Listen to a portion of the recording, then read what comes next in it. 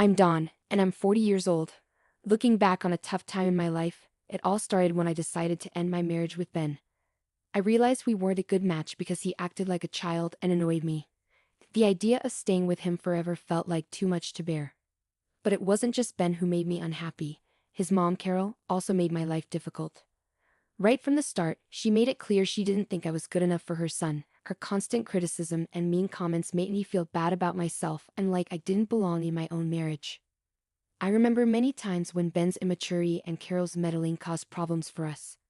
There were evenings after work when I hoped for a calm time at home, but Ben would be busy playing video games, ignoring me and our shared responsibilities. When I tried to talk to him about it, he just brushed me off, saying I was making a big deal out of nothing. Ben, I had a really long day at work. Could you please help out with the chores? Can it wait? I'm busy playing this game right now. But that wasn't even the worst part. There was a time when he forgot our anniversary. I can't believe you forgot our anniversary, Ben. It was a special day for us. Oh, come on, Don. It's just a date. We can celebrate it another time. Then he invited his mother over without even asking me first. Why did you invite your mother over without talking to me? I was hoping for a quiet weekend together. She's my mom, Don. She can visit whenever she wants. Don't be so stressed about it. And let me tell you about our money situation. It felt like I was married to a kid. Ben, can we talk about making some financial plans and saving for the future? You worry too much, John. Let's just spend our money and deal with it later. These are just a few examples of how my marriage was falling apart. My concerns were ignored, my feelings didn't matter, and my needs were forgotten. It became clear that Ben's childishness and lack of caring were big problems in our relationship. Then there were the family get-togethers where Carol would always find a way to insult me in front of everyone. Her mean comments about my looks, job, and even my cooking really hurt.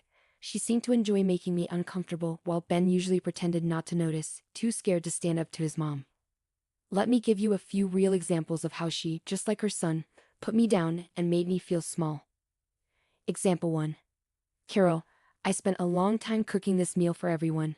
I hope you like it. Well, let's see if it's even good. I'm not sure I trust your cooking. Example 2. Carol, I found this dress for the event. I think it would look nice on me. Oh honey, that dress is too revealing for someone your age. You want to look silly to you? Example 3. Carol, please don't criticize how I raise my kids.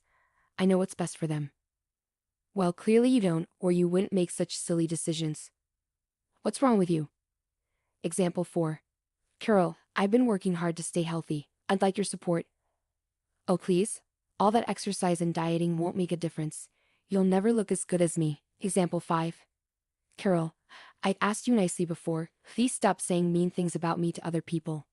I'm just being honest, dear. People should know what you're really like. These conversations show how Carol always put me down and said hurtful things throughout my marriage. Her actions caused a lot of stress and made it hard to find any happiness with Ben. I reached a point where I knew I deserved better than this toxic situation. I made the tough choice to file for divorce, wanting to break free from the constant emotional pain I'd endured for too long. The courtroom became a place where I had to explain to the judge why I wanted to end the marriage, talking about how it had hurt me.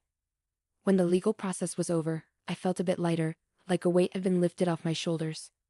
But then something unexpected happened. My ex-mother-in-law, Carol, couldn't hide her happiness. She stood up in court looking thrilled, and said she'd finally gotten rid of me and won her son back. I've won. I finally won. Hearing her say that made me furious. How could she be happy about my pain and the end of my marriage? I couldn't hold back my anger. I told her exactly what I thought of her, calling her out for being a mean and spiteful person. But instead of being affected by what I said, Carol just laughed. Her laughter filled the courtroom, making the end of that painful chapter in my life even harder to bear. It was a scary reminder that some people feel like they win by hurting others, and her joy only made me more determined to move past the toxic situation I'd been in. Leaving the courtroom behind, I decided to take back control of my life and find the happiness I deserved. Carol's laughter reminded me of the battles I fought and the strength I'd found in myself. I wouldn't let others' judgments or cruelty define me anymore.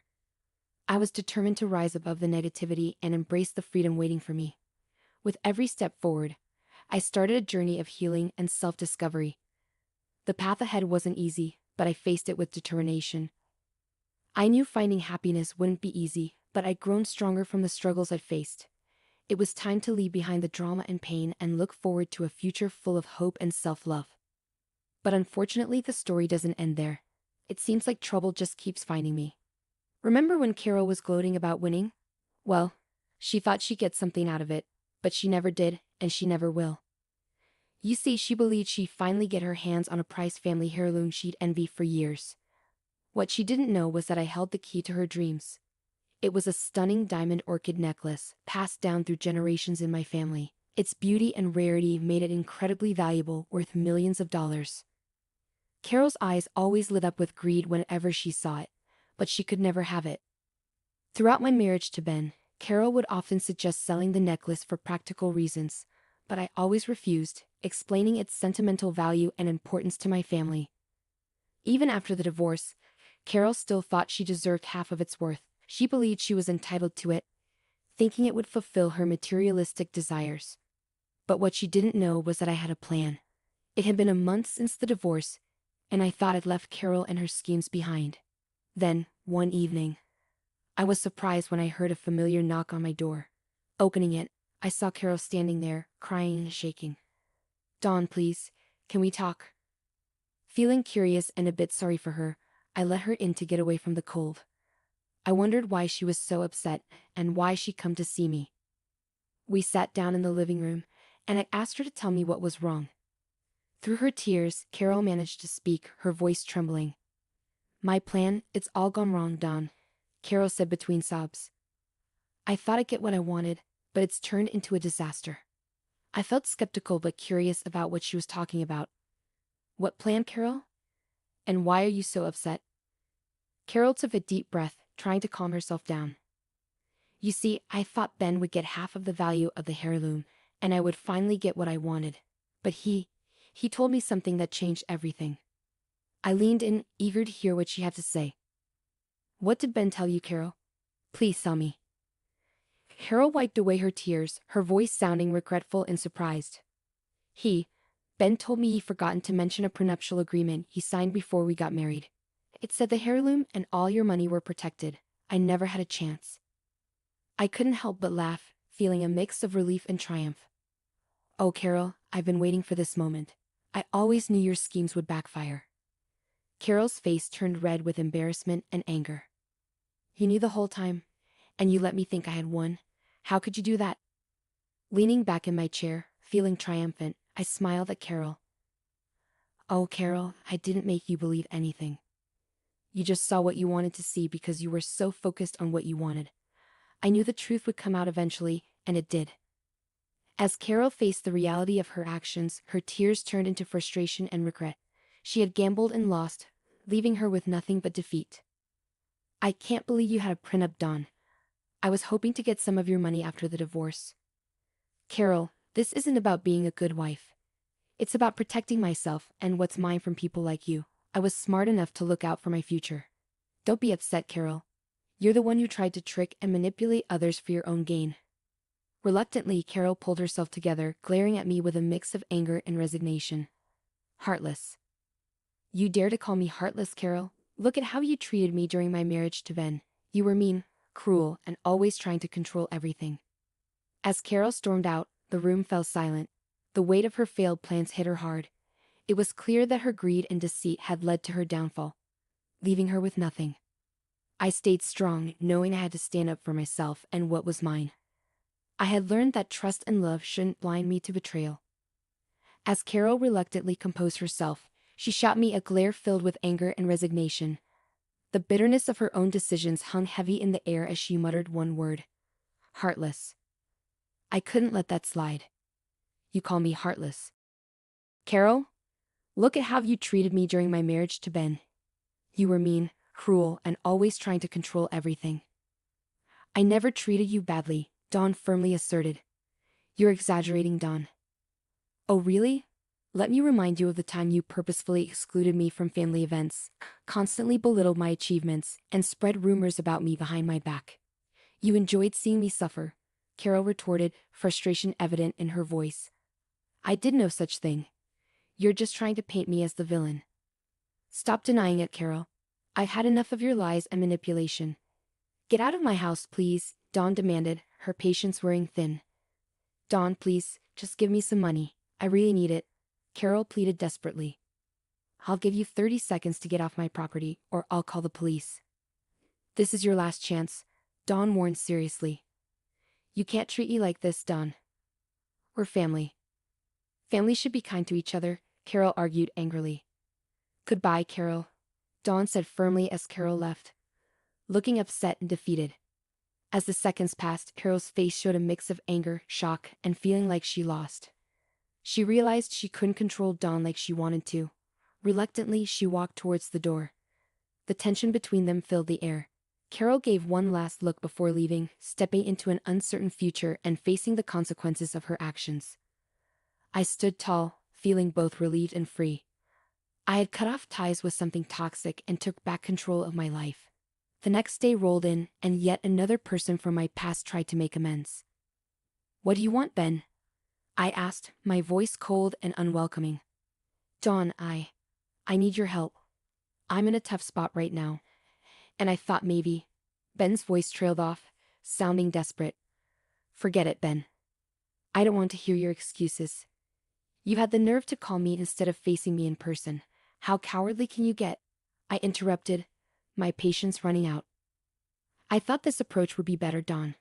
Please just listen to me, Ben pleaded, his voice trembling. All right, Ben. Go ahead. Explain to me how you always put down my goals, laughed at my dreams, and made me feel inadequate. Do you recall those instances? I confronted him. I'm not sure what you mean, Dawn.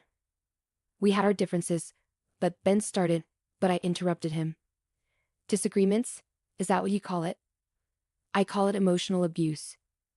You constantly underestimated me, trying to crush my spirit, but I'm done with it. I deserve better, I declared firmly. Please, I'm sorry for everything.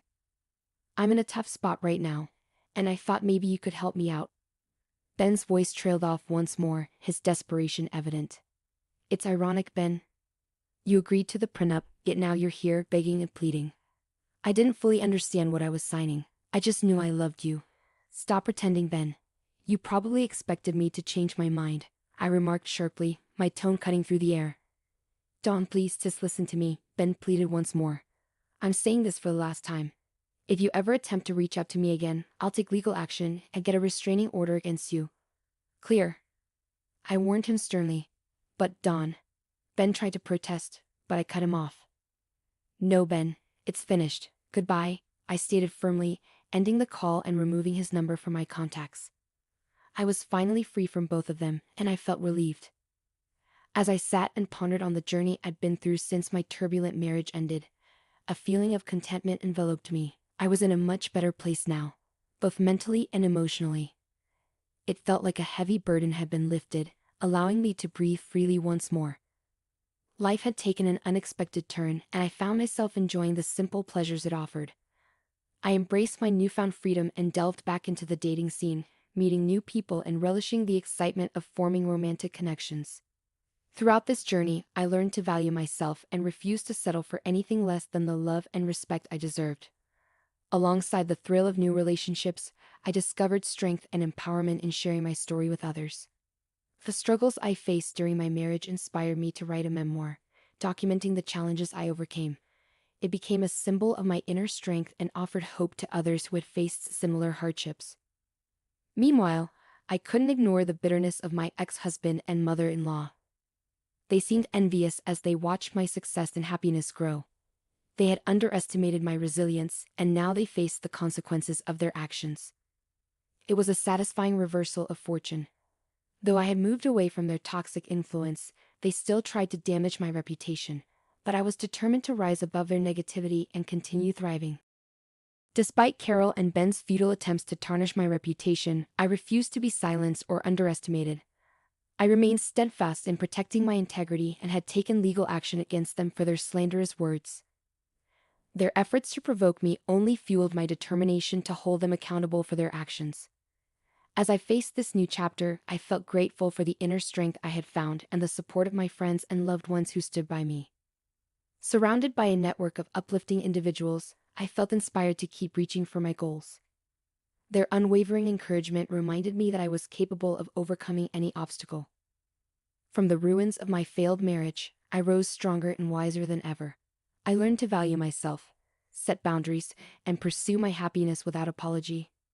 The journey was tough, but it led me to self-empowerment and a life that was truly mine. My story wasn't just about pain and struggle, it was about resilience and triumph. I conquered the shadows of my past and stepped into a future full of promise. With each new chapter I wrote, I felt a renewed sense of purpose, embracing the joy that had been missing for too long. With every stroke of my pen, I reclaimed my voice, my strength, and my freedom. My goal wasn't to drag them down, but to rise above, showcasing the resilience and dignity within me. I was Dawn, the phoenix who emerged from the ashes, and I was prepared to soar higher than ever before, leaving my past behind me.